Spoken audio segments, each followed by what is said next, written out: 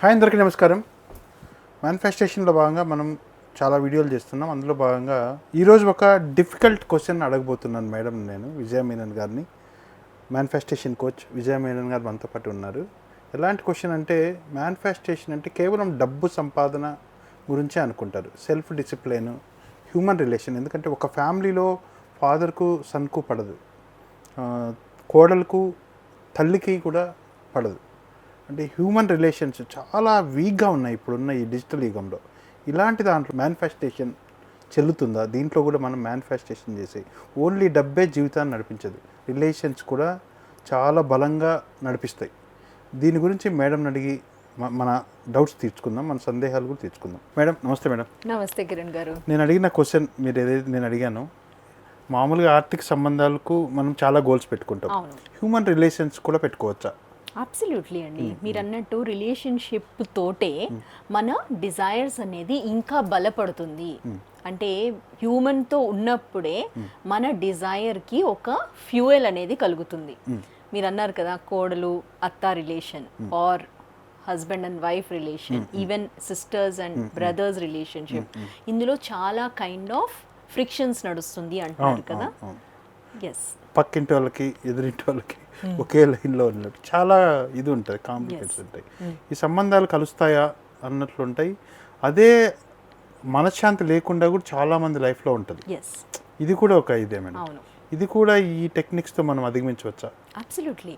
మీరు అన్నట్టు కిరణ్ గారు, ద రీజన్ మీరు అన్నారు కదా, ఇలాంటి ఒక ఎనర్జీ, ఎవరైనా హ్యూమన్ అనేటప్పటికీ ఒక ఎనర్జీ అనుకోవాలి. అది మిమ్మల్ని రెండు విధాలుగా, అంటే పాజిటివ్ ఎనర్జీ, నెగిటివ్ ఎనర్జీ అనేది నడుస్తూ ఉంటుంది యూనివర్స్లో. సో మీరు ఒక ధ్యేయాన్ని పెట్టుకున్నారు, అది అంత ఈజీగా దొరికితే ఏముంది, అందరం సక్సెస్ అయిపోతాం కదా. సో ఇక్కడ నడిచేది ఏంటి అంటే, నువ్వు పైకి ఎక్కుతున్నావు అంటే ఇంకొకరు లాగే వాళ్ళు ఉంటారు, సహజం.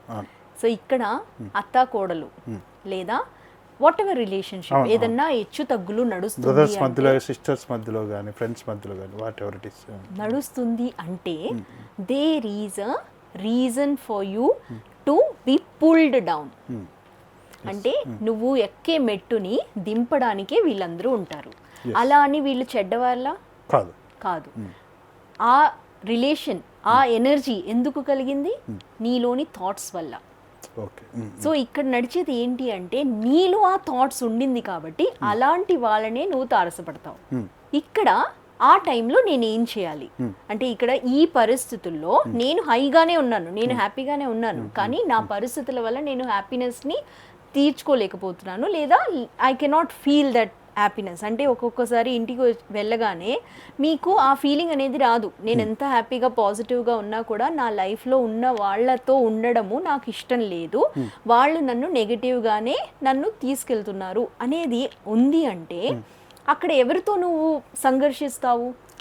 బయట రోజు కలిసి ఉన్న వాళ్ళతో అవుతుంది. అది ఆ సంఘర్షణలో వాల్యూ లేదు. అంటే నువ్వు ఎంత సంఘర్షించినా కూడా నీకు అక్కడి నుంచి రీప్ అనేది రాదు, అంటే ఫ్రూట్స్ అనేది నువ్వు అక్కడి నుంచి రీప్ చేయలేవు. సో ఇక్కడ కూడా నువ్వే రెస్పాన్సిబుల్. ఇలా చెప్పగానే ఏమంటారంటే, అన్నిటికీ నేనే వర్క్ చేయాలా, వాళ్ళు ఏం చేయరా, వాళ్ళతో మీరు ఏం చేయించరా? నేను రోజు మంచిగా ఉన్నా వాళ్ళు నాతో మంచిగా లేరు, నేనే వాళ్ళే అర్థం చేసుకోలేట్లేదు నన్ను అంటారు. అది నార్మల్ గా అందరికీ ఉండే ఇది. బ్లేమ్ చేస్తాం, వాళ్ళ వల్లే నేను బాగుపడలేదు, నేను చాలా పాజిటివ్ మేడం కానీ నేను వాళ్ళ వల్లే బాగుపడలేదు అంటాం కదా. కానీ ఆ ఇమోషన్ అనేది నీలో ఉంది, ఆ ఇమోషన్ ఉన్నందుకే నువ్వు అలాంటి వాళ్ళతోనే ఉంటున్నావు. సో ఇక్కడ నేను వర్క్ చేయాల్సింది ఫర్గివ్నెస్. అంటే ఎప్పుడైనా అలాంటి negative energy or kind of friction ఉంది అంటే, అది నీకు ఏదో నేర్పిస్తుంది అన్నట్టు తీసుకెళ్ళాలి. ఇక్కడ ఎలా తీసుకోవాలి అంటే, ఈ ఇమోషన్ అంటే వాళ్ళని చూడగానే నాకు కోపం వస్తుంది, లేదా వాళ్ళతో ఉండలేకపోతున్నాను అంటే, అక్కడ నీ ఇమోషనల్గా నువ్వు ఎక్కడో స్టక్ ఎనర్జీ అయ్యింది అని అర్థం చేసుకోవాలి. ఫస్ట్ స్టెప్ అవేర్నెస్ అనేది రావాలి. ఒక్కసారి అవేర్నెస్ వచ్చిందనుకోండి, ఓకే ఇక్కడ నేను ఈ ఎనర్జీ వల్ల నాకు ఈ ఫీలింగ్ అనేది వస్తుంది అంటే, వాళ్ళు ఏం చెప్తున్నారు అనేది అర్థం చేసుకోండి. రియాక్ట్ అవ్వకూడదు, జస్ట్ రీయాక్ట్ అంటే ఏంటి కిరణ్ గారు, మళ్ళీ మనం దాన్నే యాక్ట్ చేస్తున్నాం. బ్రెయిన్ ఎలా అంటే యాక్టింగ్ మళ్ళీ చేపిస్తుంది మీతో. సో అక్కడ రియాక్ట్ అవ్వకూడదు. మీరు ఎలా ఉండాలంటే రెస్పాండ్ చేయడానికి ఎలా ఉండాలి అంటే, ఈ పరిస్థితి వల్ల నేను ఏం నేర్చుకున్నాను, అంటే నాకు ఇది కావాలా వద్దా, అంటే ఇలాంటి గొడవ నాకు కావాలా వద్దా అని ఆలోచించాలి. నాకు వద్దు అని ఒక ఆన్సర్ వచ్చింది అనుకోండి, లేదు నేను ఇలాగే ఉంటానంటే ఇంకా మనం ఏం చేయలేము. లేదు నేను మారాలనుకుంటున్నాను, నాకు ఇలాంటి ఎనర్జీతో పని ఉండొద్దు అనుకుంటున్నానంటే అప్పుడు నేనేం చేయాలి, ఇంకా మంచి ఆలోచనతో నేను ముందుకు సాగడానికి నాకు అవేర్నెస్ అనేది వచ్చింది, యాక్సెప్టెన్స్ అనేది. యాక్సెప్టెన్స్ ఏంటి అంటే ఇక్కడ ఎవరికి తప్పు ఒప్పు అనేది లేదు. ఆ అదర్ ఎనర్జీని కూడా మీరు రెస్పెక్ట్ చేయగలగాలి. అంటే వాళ్ళ కర్మలో మీరు చెయ్యి దూర్చట్లేదు. ఇది చాలా పెద్ద మాట. వాళ్ళని వాళ్ళలాగే ఉండనివ్వండి, నువ్వు మారాలనుకుంటే నువ్వు మారు, వాళ్ళని నువ్వు బాగుపరచలేవు. అలా అని నువ్వు వాళ్ళ కర్మలో నువ్వు ఇంటర్ఫియర్ అవుతే అక్కడ నీకు అక్కడ ఏ కైండ్ ఆఫ్ ఎనర్జీ సపోర్ట్ ఉండదు. సో ఏం చేయాలి, నేను నాలోని ఆ ఎనర్జీని ప్రొటెక్ట్ చేసుకొని నేను వేరే విధంగా ఎనర్జీతో ఎలా మాట్లాడాలంటే, ఇప్పుడు నాకు దెబ్బలాడాలని లేదనుకోండి, మీరు జస్ట్ అక్కడి నుంచి ఇగ్నోర్ అయ్యి వెళ్ళిపోండి. కొంతమంది ట్రావెల్ చేస్తారు కదా, ఎప్పుడన్నా బాగాలేదు మనసు బాగాలేదు అంటే ట్రావెల్ చేయమంటాం. ఎందుకంటే ఎనర్జీ స్పేస్కి కూడా ఎనర్జీ ఉంటుంది. అంటే ట్రావెల్ చేసి వచ్చేటప్పుడు ఆ స్పేస్ అనేది కలుగుతుంది కాబట్టి వెళ్తారు. సో ఇది కూడా ఒక రకమైన స్పిరిచువల్ రీజన్. సో ఇక్కడ ఇలాంటి పరిస్థితుల్లో నేను ఉండలేకపోతున్నాను అంటే just go out and come. ఇక్కడ ఏదన్నా పరిస్థితి బాగాలేదు అంటే జస్ట్ ఇగ్నోర్ అంటాము, డోంట్ రియాక్ట్ అంటాము. ఎందుకంటే రెస్పాండ్ అవుతే నువ్వు మళ్ళీ అదే ఉబిలో ఉంటావు, నీకు అక్కడి నుంచి వచ్చే ఎనర్జీ ఏమీ లేదు. So next step is accepting the person the way it is. అంటే వాళ్ళ కర్మలో మనం ఇంటర్ఫియర్ అవ్వకూడదు. నెక్స్ట్ స్టెప్ నాకేం కావాలి అంటే నా హ్యాపీనెస్ని నేను కోరుకుంటున్నాను, నా ధ్యేయాన్ని నేను సాధించాలనుకుంటున్నాను. సో నేను ఆ ప్రోగ్రామ్ అనేది నాలోకి తీసుకురావాలి మెంటల్లీ.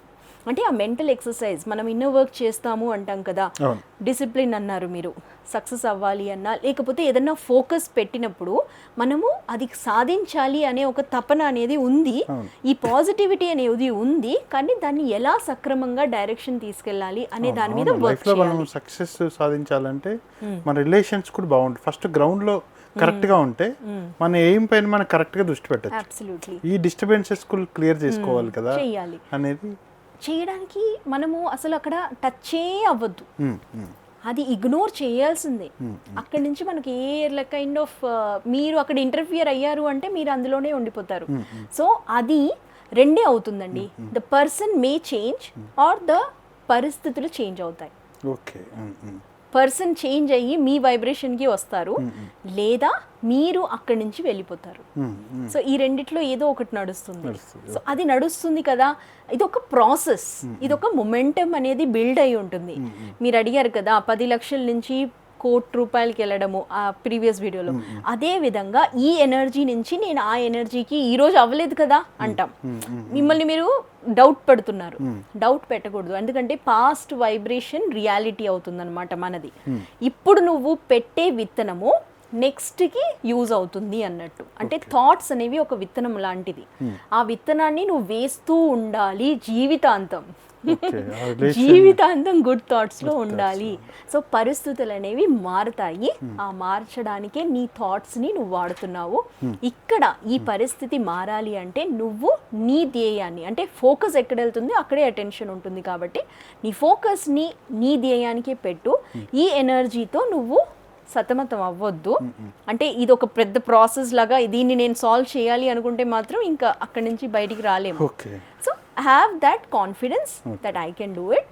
ఆ తర్వాత అక్నాలెడ్జ్ చెయ్యి, వాళ్ళని వాళ్ళలాగే ఉంచు, వాళ్ళు మారుతారు లేదా వాళ్ళ పరిస్థితులు మారుతాయి మీది. తర్వాత మీలోని ఆ కాన్ఫిడెన్స్ వల్ల మీరు అనుకున్న రియాలిటీని మీరు పొందగలుగుతారు. So this is the steps. అంటే ఇవి టెక్నికల్లీ నేను ట్రై చేశాను అర్థం చేపించడము, కానీ వర్క్ షాప్ లో ఎలా ఉంటుందంటే ఇలాంటివి ఆటోమేటిక్ గా రీవైర్ అవుతాయి. అంటే వర్క్షాప్స్ అనేటప్పటికీ కిరణ్ గారు ఏమవుతుంది అంటే అక్కడ ఫన్ మోడ్లో ఉంటుంది, హై ఎనర్జీలో ఉంటుంది, అందరూ మంచి ఉద్దేశంతో వచ్చిన వాళ్ళు ఉంటారు. కాబట్టి ఇలాంటి ఈ 2 days వర్క్షాప్ అయినా కూడా 1 day వర్క్షాప్ అయినా కూడా మీరు ఎలా అనిపిస్తుంది అంటే అబ్బా ఇది చేస్తే నా లైఫ్లోని ట్రాన్స్ఫర్మేషన్ని నేను తీసుకురాగలిగాను, అందుకు అనమాట మ్యాజిక్ మిరాకిల్స్ అంటాం కదా. మేనిఫెస్టేషన్ అంటేనే ఏంటి మిరాకిల్స్ అనుకుంటాం కదా. So that's how the power works. అంటే ఈ కలెక్టివ్గా వర్క్షాప్స్ చేయడం వల్ల లేదా కోచింగ్ తీసుకోవడం వల్ల హై ఎనర్జీతో ఉండడం వల్ల మీరు ఈ వీడియో విన్నప్పుడు కూడా మీలో ఒక చలనం అనేది కలుగుతుంది చూడండి, అదే విత్తనం. ఆ విత్తనం చాలు మిమ్మల్ని మార్చడానికి. So that's how it works. తప్పకుండా మేడం.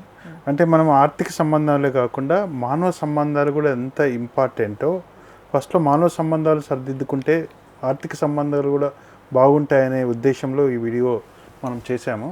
దీనికి ఇది ఫండమెంటల్ బేసిక్ అంశాలు మనం చర్చించుకున్నాము. ఇలాంటివి సరిదిద్దుకోవాలంటే మనిషికి కొంచెం ప్రాక్టీస్ కావాలి, కొన్ని సెషన్స్ కూడా అటెండ్ కావాలి, వర్క్షాప్స్ కూడా అటెండ్ కావాలి. ఆ వర్క్షాప్స్ అటెండ్ అయితే మీకు కంప్లీట్ సొల్యూషన్ వస్తుంది. అక్కడ నుంచి మీరు ప్రాక్టీస్ మోడ్లోకి ఆ వర్క్షాప్లో ఏమైతే నేర్చుకున్నారు లైఫ్లో దాన్ని ప్రాక్టికల్గా అనుసరిస్తే కంపల్సరీ లైఫ్లో మీరు సక్సెస్ అవుతారని కోరుకుందాం. నమస్తే మేడం. నమస్తే కిరణ్ గారు.